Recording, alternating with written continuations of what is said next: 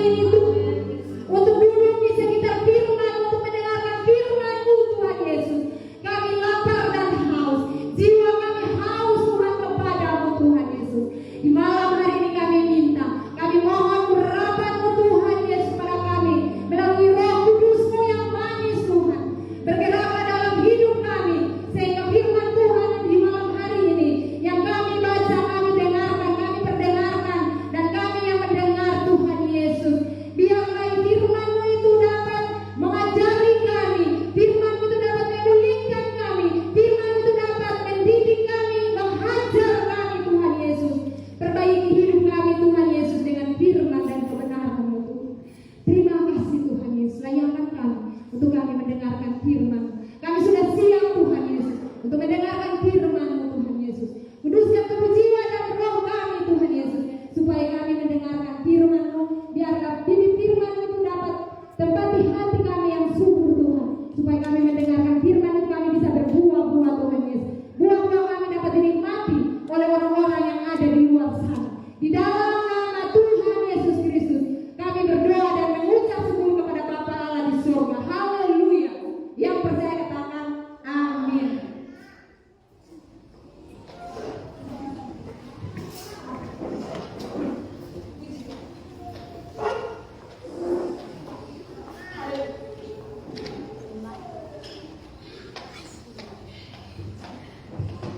Haleluya.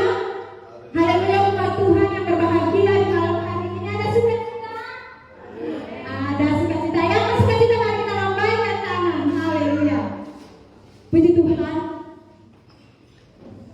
Selamat datang Bapak Ibu umat Tuhan yang dikasihi dalam Tuhan kita Yesus Kristus. Di malam hari ini malam yang berbahagia dan dengan kasih Kristus Putra Natal, saya mengucapkan selamat datang buat kita semua. Kita bergembira, kita bersorak buat Tuhan. Dan saya percaya bahwa Tuhan sedang tersenyum melihat kita dengan wajah-wajah yang ceria, wajah-wajah yang cantik, dan wajah-wajah yang tampan. Semuanya untuk kemuliaan bagi nama Tuhan. Perkenalkan saya Ibu Ata Misloy Parangkei. Saya asal dari MPD Leti Tutukei. Dan puji Tuhan, Tuhan berkenan memberikan saya kesempatan dan saya melayani di Jakarta Selatan. Saya melayani di Jakarta Selatan, tetapi Tuhan memanggil saya harus pulang ke MPD. Bahwa di dada saya itu MPD di dadaku. MPD panggil pulang untuk saya harus kembali ke sini. Puji nama Tuhan. Kita berikan kemuliaan bagi nama Tuhan. Kita langsung saja membuka Alkitab kita dari Mazmur 126 ayat 1-2 sesuai dengan tema MD Maluku. Mari saya undang kita semua berdiri untuk menghormati firman Tuhan.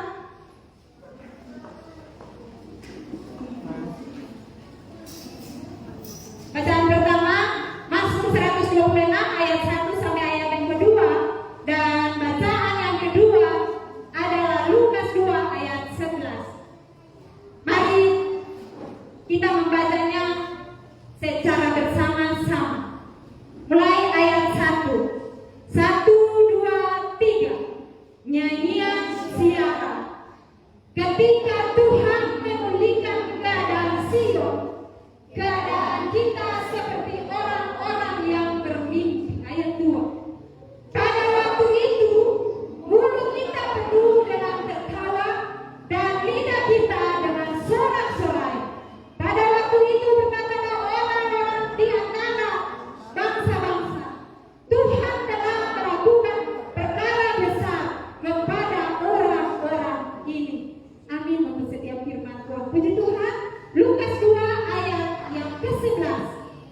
1, 2, 3. Hari ini telah lahir bagimu juru selamat, yaitu Kristus Tuhan di kota Daud. Amin. Teman-teman dipersilakan dulu.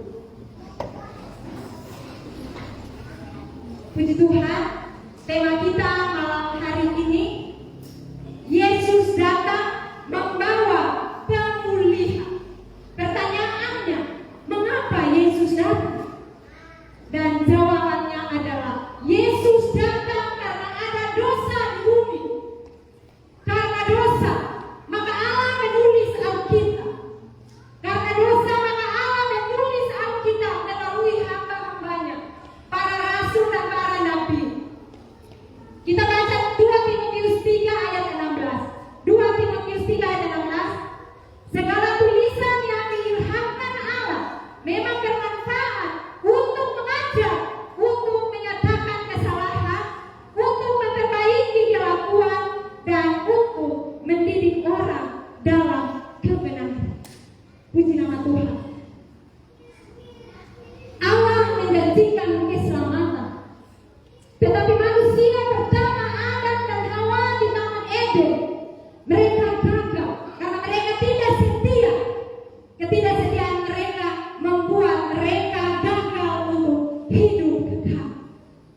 Jemaat yang dikasihi dalam Tuhan kita Yesus Kristus, pada saat manusia pertama ketika mereka berdosa, maka di saat itu Allah menjadikan mata mereka dan mereka melihat bahwa mereka sedang telanjang. Mereka melihat bahwa mereka sedang telanjang. Mengapa mereka telanjang? Karena kemuliaan Tuhan telah terangkat dari mereka, sehingga mereka melihat bahwa mereka sedang telanjang.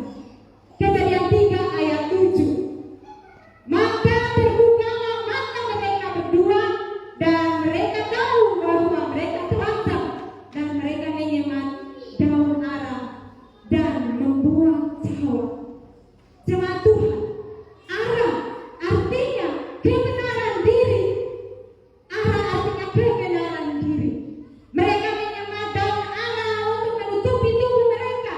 Tetapi apapun upaya manusia untuk memperbaiki dirinya, apapun upaya manusia untuk menutupi kesalahannya, untuk membenarkan diri, tetapi hanya kebenaran Allah saja yang dapat membenarkan manusia dari dosa. Hanya kebenaran Allah saja yang dapat memulihkan manusia dari dosa. Mari kita beri kemuliaan kepada Tuhan. Haleluya. Puji nama Tuhan. Mereka telanjang dan mereka ambil daun ara untuk menutupi mereka. Tanda mereka menutup kebenaran diri mereka. Tetapi Allah, dengan kebenaran Allah, Allah mengambil binatang dikorbankan, dan kulitnya dipakai untuk menutup tubuh manusia. Kulit binatang melambangkan kebenaran daripada Tuhan, dan bayangan binatang itu bayangan dari korban Kristus di atas kayu salib untuk menutupi dosa manusia, bukan untuk menutupi, untuk menghapus manusia, untuk mengampuni dan memulihkan dosa manusia. Jemaat yang dikasih dalam Tuhan kita Yesus Kristus, bacaan kita di malam hari ini Mazmur 126. Mazmur 126 ini merupakan nyanyian siaran yang dinyanyikan oleh kaum Lewi pada saat mereka pergi ke Yerusalem untuk menghadiri upacara ibadah di Bait Suci. Siaran tradisi Kristen atau siaran dalam pengertian Kristen adalah perjalanan gereja dalam menunaikan tugas sebagai musafir di tengah-tengah dunia ini. Dan gereja sebagai musafir yang mengadakan perjalanan pendakian ke tempat yang tinggi untuk menikmati perjumpaan dengan Allah. Mazmur ini juga adalah nyanyian pendakian dan nyanyian pendakian. Mazmur ini berlatar belakang pada kembalinya umat Israel atau bangsa Israel dari pembuangan di Babel selama 70 tahun.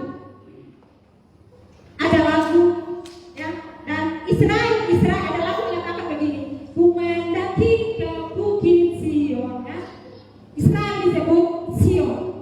Sion adalah bukit yang ada di Yerusalem, di mana kota Yerusalem berdiri. Sion adalah lambang kediaman Allah berfirman.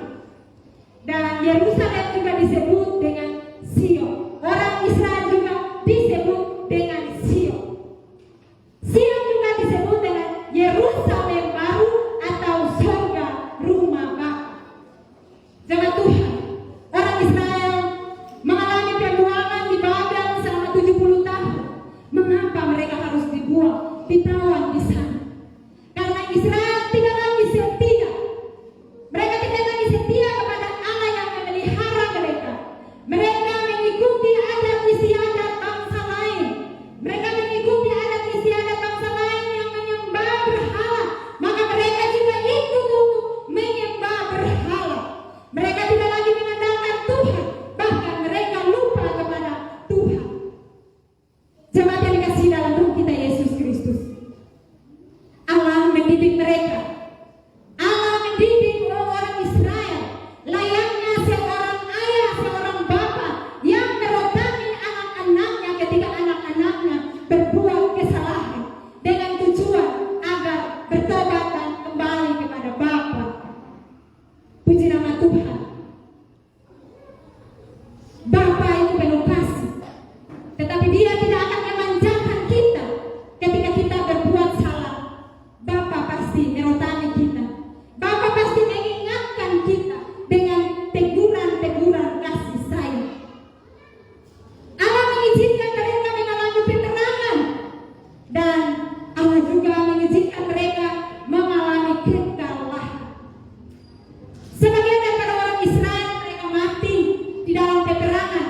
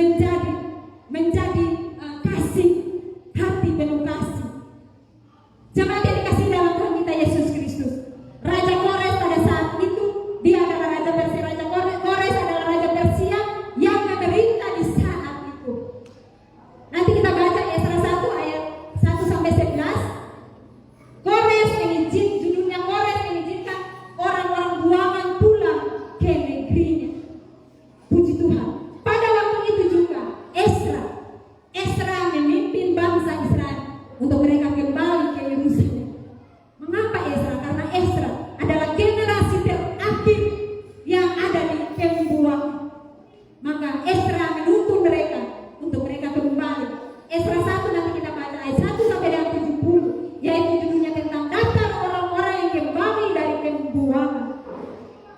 Jangan Tuhan, tanpa orang Israel tahu Tuhan punya kejutan buat mereka. Israel dibebaskan. Mereka seperti orang yang bermimpi. Karena Tuhan punya kejutan buat mereka. Tuhan punya surprise buat mereka, orang Israel.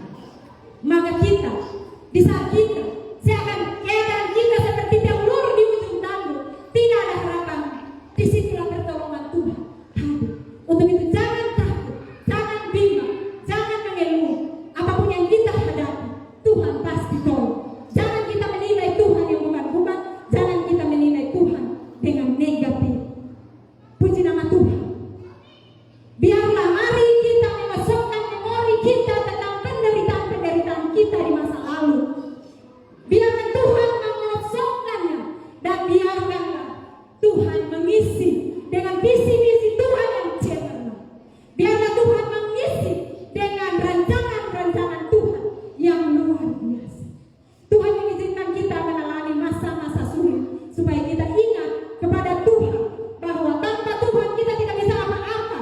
Apapun profesi kita, apapun kekuatan kita, kelebihan kebolehan kita, tanpa Tuhan kita tidak ada apa-apa. Jemaat yang dikasih dalam Tuhan kita Yesus Kristus, hati Tuhan penuh damai sejahtera, kasih Tuhan penuh damai sejahtera. Dan jika Tuhan pada saat ini ketika Tuhan belum memulihkan kita karena kita mempunyai pergumulan yang belum terjauh, jangan kita mengata-ngatai Tuhan, tetapi mari kita nantikan Tuhan dengan ucapan syukur, tidak dengan sungutan, tetapi dengan ucapan syukur. Puji Tuhan. Saudara-saudara yang dikasih dalam Tuhan kita Yesus Kristus, nubuat nabi-nabi dalam perjanjian lama tentang kelahiran Yesus sudah tergenapi. Janji Mesias sudah tergenapi, telah tergenapi. Maka malaikat berkata dalam Lukas 2 ayat 11, hari ini telah lahir bagimu juru selamat, yaitu Kristus Tuhan di kota Daud. Jemaat yang dikasih dalam Tuhan, pada waktu kelahiran Tuhan Yesus, pada saat itu ada pihak-pihak yang mendukung, menopang, bahkan menyambut juru selamat dengan apa? Ada panitia Natal, ada panitia Natal, ada malaikat. Jemaat yang dikasih dalam Tuhan kita Yesus Kristus, ada malaikat pembawa berita, ada majus yang menopang pelayanan kelahiran di Bethlehem, dan juga ada bintang yang menuntun majus mencari Tuhan Yesus. Saudara-saudara dalam Tuhan kita Yesus Kristus, di akhir zaman ini jadilah bintang yang menuntun orang-orang datang kepada kebenaran. Daniel 12 ayat 3, Daniel 12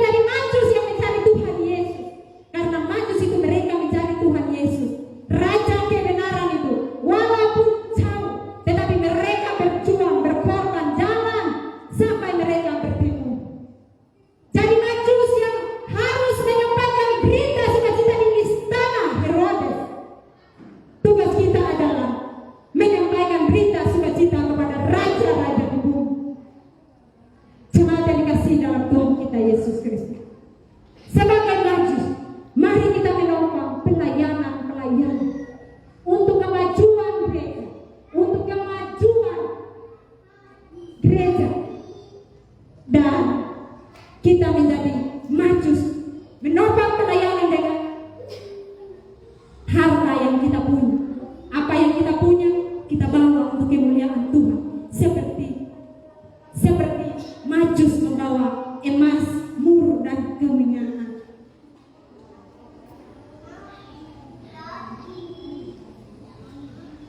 Puji nama Tuhan.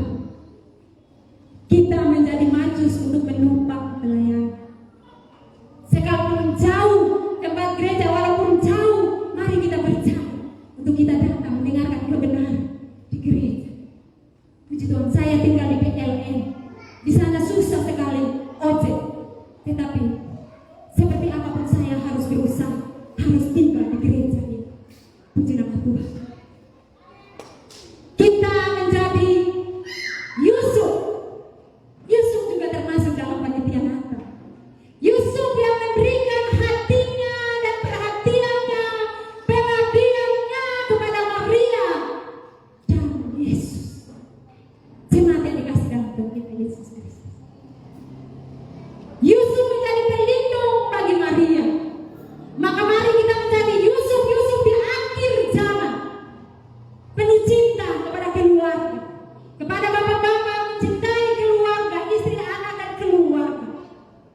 Berikanlah bahu untuk tempat anak-anak, tempat istri bersandar untuk mendapatkan kekuatan. Berikanlah dada untuk disandar oleh anak-anak dan mereka mendapatkan kasih sayang. Jemaat yang dikasih dalam Tuhan kita Yesus Kristus. Di hari ini, mari kita menjadi Maria. Maria merelakan kandungannya. Maria merelakan mempersembahkan rahimnya. Maria mengandung Roh Kudus dan melahirkan karya yang sangat besar. Melahirkan Yesus Kristus sebagai penyelamat bagi dunia ini. Tugas kita adalah jadilah Maria akhir zaman yang mengandung Roh Kudus, yang mengandung buah-buah roh dan melahirkan Kristus kecil. Artinya kita membina jiwa-jiwa yang lahir, jiwa-jiwa kita bina dengan hati, kita membina dengan kasih sayang, dan dari jiwa-jiwa yang kita bina, mereka akan melahirkan Kristus kecil. Mereka akan menjadi penyelamat bagi jiwa-jiwa yang tertekan. Mereka akan menjadi penyelamat bagi jiwa-jiwa yang terhilang, jiwa-jiwa yang sedang merintih, jiwa-jiwa yang sedang menangis. Haleluya. Jemaat yang dikasih dalam Tuhan kita Yesus Kristus. Seorang ketika dia mengetahui bahwa dia akan hamil, itu dites para ibu-ibu dengan test, dan di situ ada tanda positif bahwa ibu itu mengandung, maka ia bersuka cita. Jemaat yang dikasih dalam Tuhan kita Yesus Kristus. Orang yang memiliki tanda positif mengandung Roh Kudus adalah ia mengandung buah-buah roh. Galatia 5 ayat 22. Tetapi buah roh ialah kasih, sukacita, damai sejahtera, kesabaran, kemurahan, kebaikan, kesetiaan, kelemah lembutan, penguasaan diri, dan sebagainya. Orang yang tidak memiliki tanda positif ini adalah mereka hanya mengandung roh jahat. Mereka hanya mengandung roh jahat. Mereka hanya mengandung roh jahat yang akan melahirkan karya-karya jahat. Galatia 5 ayat 19. Galatia 5 ayat 19. Mari kita baca bersama-sama.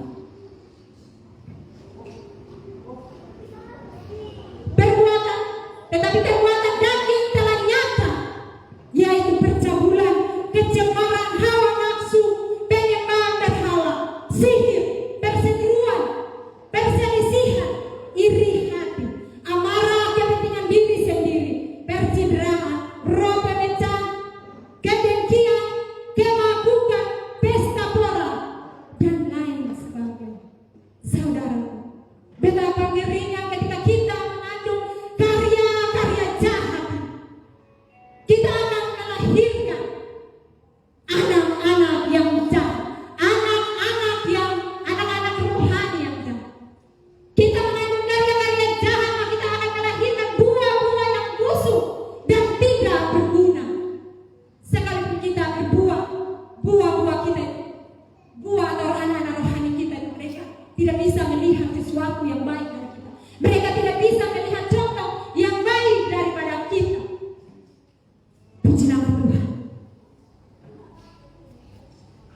seperti Herodes. Ya. Ketika Majus itu datang memberitahukan datang ke istana memberitahukan kepada dia, maka hatinya gusar. Kenapa dia cemburu, penuh dengan cemburu, hatinya gelap, cemburu dan takut tersandung. Dan hasilnya adalah menyuruh untuk membunuh bayi-bayi Israel. Keluaran 1 ayat 16.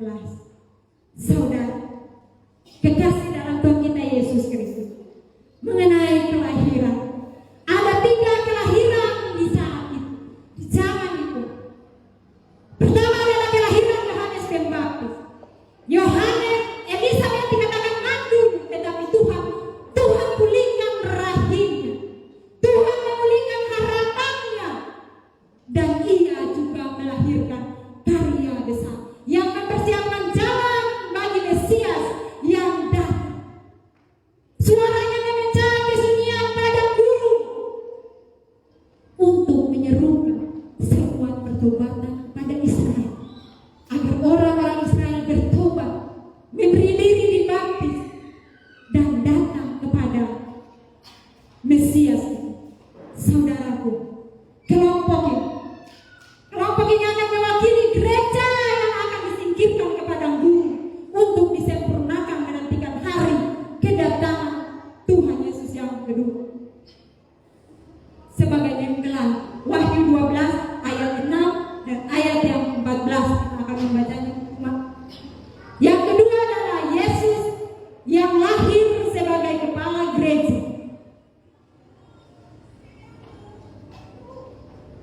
Yesus yang lahir sebagai kepala gereja di akhir zaman. 2000 tahun yang lalu Yesus lahir sebagai kepala gereja, tetapi di akhir zaman nanti akan lahir badan Yesus, akan lahir badan Yesus yang dinamakan, yang disebut dengan gereja atau tubuh Kristus. Akan lahir anak-anak ini, anak-anak yang berkarakter anak laki-laki berkarakter Kristus. Generasi ini mereka sudah ditembak dengan berbagai macam penderitaan, diproses dan dipulihkan menjadi gereja yang disempurna, gereja yang disempurnakan, dan disebut generasi ini dinamakan generasi Kaderobos, generasi Gada Besi, yang akan mengalami pengangkatan seperti Henok dan Elia. Wahyu 12 ayat 5. Maka ia akan melahirkan seorang anak laki-laki yang menggembalakan semua bangsa dengan gada besi. Tiba-tiba anaknya itu dirampas dan dibawa lari kepada Allah dan tahta. Ini adalah badan Yesus.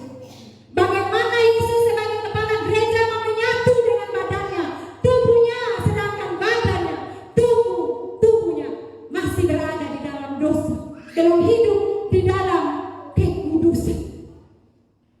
Tubuh Kristus belum sempurna. Kita melihat Matius 8 ayat 20. Kata Yesus, serigala mempunyai liang dan burung mempunyai sarang, tetapi anak manusia tidak mempunyai tempat untuk meletakkan kepalanya. Karena gereja belum sempurna. Gereja dalam hidup sempurna, hidup di dalam kekudusan yang sempurna. Jika sudah sempurna, maka akan mengalami kepala gereja akan menyatu, mengalami penyatuan antara kepala dan tubuh, dan akan mengalami pengangkatan, lari kepada Allah dan tahtanya. Wahyu 12 ayat 5. Jemaat yang kekasih, kelahiran yang ketiga adalah kelahiran bayi-bayi Israel yang dibunuh dalam pemerintahan Firaun. Kelompok ini akan mewakili leher iman anak-anak rohani yang tidak terukur, dan mereka akan diberikan kepada bangsa-bangsa. Bangsa-bangsa lain akan menginjak-injak mereka, dan mereka ini akan mengalami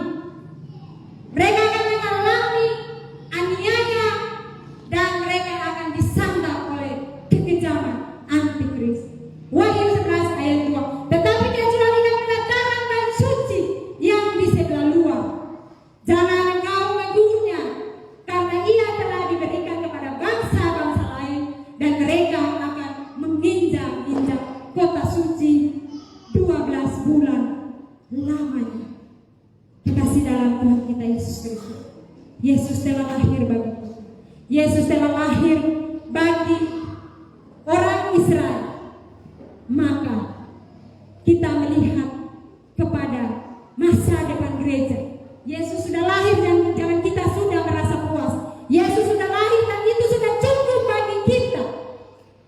Tetapi mari kita pandang terus ke depan untuk melihat cita-cita yang terpampang di depan sana. Kita di malam hari ini kita menerima Tuhan Yesus. Tetapi baiklah kita sama-sama kita mau melihat dan kita mau menerima dan percaya kepada Tuhan Yesus. Ada 4 penampilan Tuhan Yesus yang ditulis oleh keempat Injil, yaitu penampilan Yesus sebagai Raja. Penampilan Yesus sebagai Raja ditulis oleh Injil Matius, ditulis oleh Matius, dan penampilan Yesus sebagai hamba ditulis oleh Markus, dan penampilan Yesus sebagai anak manusia ditulis oleh Lukas. Dan yang keempat adalah kita harus percaya kepada Yesus dalam penampilannya sebagai anak Allah yang ditulis oleh Yohanes. Kita percaya kepada Yesus sebagai Raja. Kita bangga kepada Yesus sebagai Dia adalah Raja. Tetapi jangan kita berkarakter seperti raja-raja dunia yang hanya sombong dan yang hanya mau memerintah dengan sesuka hati. Kita percaya kepada Yesus sebagai hamba. Kita belajar dari Yesus. Kita memiliki hati hamba. Tetapi kita tidak bermental hamba-hamba dunia yang selalu merasa miskin terus, yang selalu merasa pesimis terus, yang selalu merasa kurang-kurang terus, tidak bisa berkembang. Dan yang ketiga adalah kita percaya kepada penampilan Yesus dengan penampilan sebagai anak manusia. Kita bangga karena Yesus lahir sebagai manusia, tetapi Dia adalah manusia yang tidak berdosa. Janganlah kita melihat kepada kemanusiaan diri kita sendiri, sehingga kita mengatakan bahwa saya kan manusia, saya kan masih manusia, saya kan masih ada di dunia, saya masih injakan kaki ke dunia. Itu adalah prinsip-prinsip pesimis. Dengan demikian prinsip-prinsip itu tidak akan membuat kita tidak berani untuk mengambil komitmen untuk tinggalkan dosa dan hidup di dalam kekudusan. Jemaat yang dikasih dalam Tuhan kita Yesus Kristus. Yang keempat, percaya Yesus sebagai anak Allah. Bangga menjadi anak Allah. Tetapi jangan juga kita mencari Allah hanya karena mau berkat dan mujizat saja. Kita harus menjadi dewasa. Ketika dulu kita sudah menerima berkat, sering menerima berkat dari orang tua, menerima berkat dari teman-teman, maka sekarang kita menjadi dewasa. Kita yang harus memberikan kepada orang tua, memberikan kepada saudara, memberikan kepada orang lain. Kalau dulu teman suka traktir kita, sekarang kita dewasa. Baiklah kita juga mau untuk bagi berkat, mentraktir teman hanya kecil-kecil saja. Jemaat yang dikasih dalam Tuhan kita Yesus Kristus, ingat selalu pertolongan Tuhan di saat-saat kita bagaikan telur di ujung dapur. Tuhan Yesus hadir. Bersukacitalah atas karya-karya besar dalam hidup kita di masa lalu. Jangan Tuhan bina hidup kita sekarang, bina hidup kita, latih hidup kita sekarang untuk meraih kehidupan yang kekal, yang nanti Tuhan, yang Tuhan sudah janjikan. Jemaat Tuhan, izinkan saya menyampaikan sedikit pesan Natal. Ekspresikan Natal kepada siapapun yang kita jumpai, entah umat yang berkelas kandang yang papa miskin, ataupun umat yang berkelas istana yang menyukai mewah. Jangan kita pilih muka, jangan kita pilih muka. Jemaat Tuhan, jika di malam hari ini ada rema firman Tuhan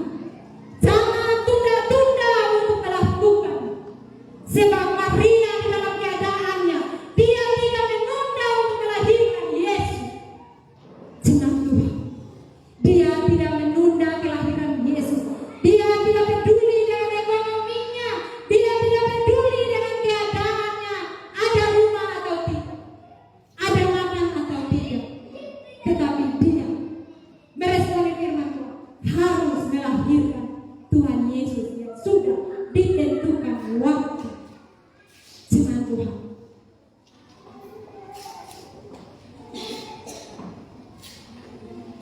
di hari Natal ini Maria memberikan rahimnya, Yusuf memberikan hatinya, Majus menopang pelayanan, dan panitia-panitia lainnya, anggota panitia lainnya. Bagaimana dengan kita di malam hari ini? Jemaat Tuhan, dulu saya terpuruk seperti orang Israel.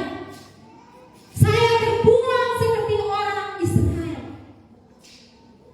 Dulu saya punya janji untuk menjadi hamba Tuhan pada masa-masa yang lama. Tetapi akhirnya semakin Tuhan memanggil saya mengatakan bahwa Tuhan, nanti kalau saya sudah hidup suci, Tuhan, nanti kalau saya sudah hidup kudus, menanti hidup kudus ini tak kunjung datang-datang. Semakin saya menunggu untuk hidup kudus, semakin saya terperosok. Tuhan bertanya, saya akan Tuhan bertanya, Atta, di manakah engkau saat engkau masih muda? Di manakah engkau saat engkau masih cantik? Di manakah engkau ketika engkau masih kuat, engkau masih lincah? Sekarang di sini saya berkhotbah, nafas setengah mati. Dan Tuhan bertanya, di manakah engkau waktu engkau masih berlari-lari seperti kicau? Lalu saya menjawab, ampun, maafkan saya Tuhan. Saya datang kepada Tuhan ketika saya tidak laku lagi bagi dunia, ketika dunia tidak memakai saya lagi. Mana ada orang yang bisa mengandalkan orang yang sakit-sakitan? Mana ada orang yang bisa mengandalkan orang yang sakit-sakitan? Nafas kos-ngosan tidak ada. Mereka mengandalkan orang yang bisa bekerja. Mereka mengandalkan orang yang bisa bereproduksi. Tapi saya, ketika saya tidak ada apa-apa, saya datang kepada Tuhan. Tuhan tidak buang saya. Saya harus mengalami pembuangan di Babel. Saya harus mengalami pembuangan di Babel. Dan pada saat itu, Tuhan menolong saya. Jemaat yang dikasih dalam Tuhan kita, Yesus Kristus. Anak-anak muda, hai engkau yang masih kuat, sebelum Tuhan menyerahkan engkau, sebelum Tuhan menambah engkau berdiri kepada Tuhan, jangan tunggu sampai ketika kakimu tidak bisa berjalan lagi, bawa berkata, Tuhan, sembuhkan saya mau melayani Tuhan. Berikan dirimu kepada Tuhan sebelum matamu masih melihat. Jangan sampai ketika matamu sudah buta, baru engkau mempunyai keinginan, itu sudah terlambat. Jemaat Tuhan, saat saya mengalami kanker ganas di jaringan lemah, saya dan Ibu Yosi berdoa. Dia melihat ada penglihatan untuk saya harus minum rebusan daun sirsa, dan saya melakukan. Namun lama kelamaan daun sirsa membuat tekanan darah saya harus turun. Dan akhirnya ada teman yang di Gorontalo mengirim saya yang ada tumbuh di jeruk, benang yang tumbuh di daun jeruk. Ada yang mengirim saya sarang semut dari Papua. Ada juga saya membeli minyak tempurung, 1 botol keratin daun 1.500.000, paling tinggi 2.500.000. Sekalipun saya konsumsi obat-obat yang bagus dan mahal, kekasih, tetapi tidak terlepas dari doa sebagai seorang yang mengalami penderitaan. Doa dari sana keluarga, doa dari keluarga, dan doa dari kakak saya, Ibu Pendeta Ita Marangkin, yang ada di sini.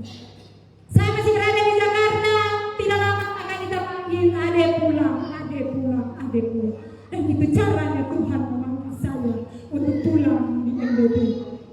Di Jakarta pekerjaan terlalu banyak. Kepala saya dia ketua dewan narkotika. Di sana dia menjadikan kami sebagai konselor. Dia juga mempunyai komunitas kasih, kekuatan kasih bangsa. Di situ kita melayani di teman-teman iman Kristen di Jakarta, di wali kota Jakarta, dan diadakan teman-teman imannya pada ASN. Di situ kita dijadikan sebagai konselor. Kami hamba Tuhan dijadikan sebagai konselor. Kami memberikan nasihat, kami konseling, kami berdoa untuk mereka. Banyak sekali pekerjaan di Jakarta, tetapi Tuhan memanggil saya di NBD. Puji nama Tuhan. Pada suatu hari saya bermimpi, jemaat Tuhan jangan bosan-bosan mendengar firman Tuhan. Pada suatu saat saya dalam penderitaan, kanker itu bawaannya itu panas, setiap malam panas. Pada suatu hari saya bermimpi seseorang. Saya bermimpi dia yang menyayangi saya dalam rupa seorang hamba, dan di wajahnya itu penuh cahaya, dan saya tidak bisa memandang wajahnya karena wajah Tuhan itu penuh kemuliaan. Saya masih berdosa, dan saya tidak bisa melihat dia. Dia datang ke tangannya menjamah bagian saya, kanker yang tumbuh di jaringan lemak sampai di payudara. Di situ dia menjamah dada saya, dan dia mengatakan, ini bukan penyakit biasa, tetapi andalkan Tuhan. Kemudian saya diperdengarkan lagu Tulus Tiada Celah, gitu. Sambil suaranya berkata, tulus seperti matahari. Engkau harus tulus dalam segala hal, mengampuni dalam segala hal, melayani dalam ketulusan. Segala sesuatu yang kau melakukan dengan ketulusan. Kemudian lagu Tuhan pasti sanggup, saya diperdengarkan. Kemudian lagu Yesus Engkau Juru Selamat. Kemudian lagu berikutnya adalah dengarkanlah suara Nabi memanggil semua umatnya. Ya, itu. Setelah itu ada suara 7 jemaat di Asia kecil. Saya mendengarkan, saya bingung. Wahyu 1, 2, 3. Kemudian suara ganti nomor HP 777. Saya bilang, Tuhan, saya cinta dengan nomor 111. Suara lagi, itu bukan nomor yang sesungguhnya. Itu adalah 7 adalah angka sempurna. Maka tubuhmu, jiwamu, rohmu harus sempurna. Jika tidak, engkau tidak bisa menerima sesuatu. Setelah itu mengalun lagu Tulus dan pergi. Setelah itu saya bangun. Ketika itu tubuh saya dingin, padahal tadinya itu saya panas. Saya bangun dan saya katakan kepada Tuhan, siapakah saya untuk Engkau memberikan saya terpilih. Sekalipun di dalam mimpi Tuhan sudah menjamah saya, tetapi terusnya berjalan terus. Saudara, ketika kita melakukan dosa, kita berdoa, Tuhan mengampuni kita, tetapi pengadilan Tuhan tidak akan lari dari kita. Kita harus mengalami pengadilan Tuhan, menerima setiap hukuman itu untuk mendatangkan kebaikan bagi kita. Jemaat Tuhan, dari 2013-14 kanker saya, dan akhirnya Tuhan selesaikan 2017. Tuhan tuntaskan, dioperasi, dan akhirnya jemaat yang dikasih dalam Tuhan kita Yesus Kristus, saya sembuh. Kemudian proses yang kedua, yaitu 2019 saya sakit. Ketika saya ke rumah sakit dan saya divonis bahwa klep jantung saya bocor. Jemaat Tuhan, kalau orang klep jantungnya kalau sudah bocor itu tidak ada harapan. Tetapi Tuhan membawa saya di rumah sakit jantung. Harapan kita hanya